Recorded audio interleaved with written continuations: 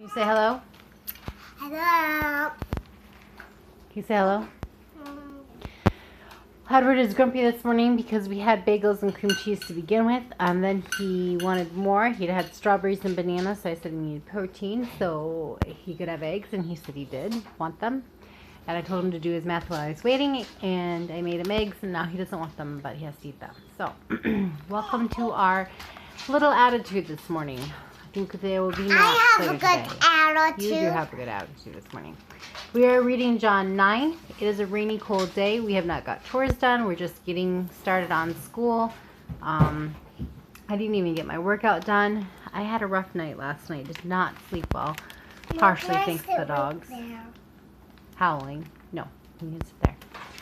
So I'm going to go ahead and read John 9, and hopefully we'll get through I everything. did not actually hear her howling because I had my fan on. It was not my fan. You didn't hear her howling? No, she was pretty loud. Like I could not hear her. Like my phone was on, not loud, but it was really weird that she was not howling. You need to drop the word "like" so much. Remember, Daddy and Mommy said you don't need to use it that much. You have to use it properly. Sheena and Artoria started howling at 4:30 in the morning for some reason, and I was up before then. So anyways, John 9. As he passed by, he saw a man blind from birth, and his disciples asked him, Rabbi, who sinned, the man or his parents, that he was born blind? And Jesus answered, Guinevere and Edward both stood up. It was not that this man sinned or his parents. You can still sit up at the table. But that the works of God might be displayed in him. We must work the works of him who sent me while it is day. Night is coming when no one can work. As long as I am in the world, I am the light of the world. Having said these things, he spit on the ground and made mud with saliva. Then he anointed the man's eyes with the mud and said to him, Go wash in the pool of Siloam, which means sent. So he went and washed and came back seeing. The neighbors and those who had seen him before as a beggar were saying, Is this not the man who used to sit and beg? Some said, It is he. Others said, No, but it is like him. He kept saying, I am the man. So they said to him, Then how were your eyes open? And he answered, The man called Jesus made mud and anointed my eyes and said to him, Go to Siloam and wash. So I went and washed and received my sight. They said to him, Where is he? He said, I do not know. They brought it to the Pharisees, the man who had formerly been blind. That was the Sabbath day when Jesus made the mud and opened his eyes. So the Pharisees again asked him how he had received his sight. And he said to them, He put mud on my eyes and washed. And I washed and I see. That's just how God chose to heal him. Some of the Pharisees said, This man is not from God, for he does not keep the Sabbath. But others said, How can a man who is a sinner do such signs? And there was division about him. So they again said to the blind man, What did he say about him since he opened your eyes? He said, He is a prophet. The Jews did not believe that he had been blind and had received his sight until they called the parents of the man who had received his sight and asked him, Is this your son who you say is born blind?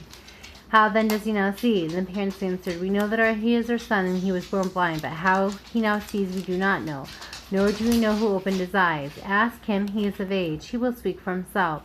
His parents said these things because they feared the Jews, for the Jews had already agreed that if anyone should confess Jesus to be Christ, they would put them out of the synagogue. Therefore his parents said, He is of age, ask him. Wow. So for the second time they called the man who was blind and said to him, Give glory to God. We know that this man is a sinner. He answered, Whether he is a sinner I do not know. One thing I do know, that though I was blind, now I see. They said to him, Guinevere, sit down. No, you're not. You're crawling on the bench. They said to him, What did he do to you? How did he open your eyes? And he answered them, I have told you already, and you would not listen. Why do you want to hear it again? Do you also want to become his disciples? And they reviled him, saying, You are his disciple, but we are disciples of Moses. We know that God has spoken to Moses, but as for this man, we do not know where he has come from. The man answered, Why, this is an amazing thing. You do not know where he comes from. The man answered, You do not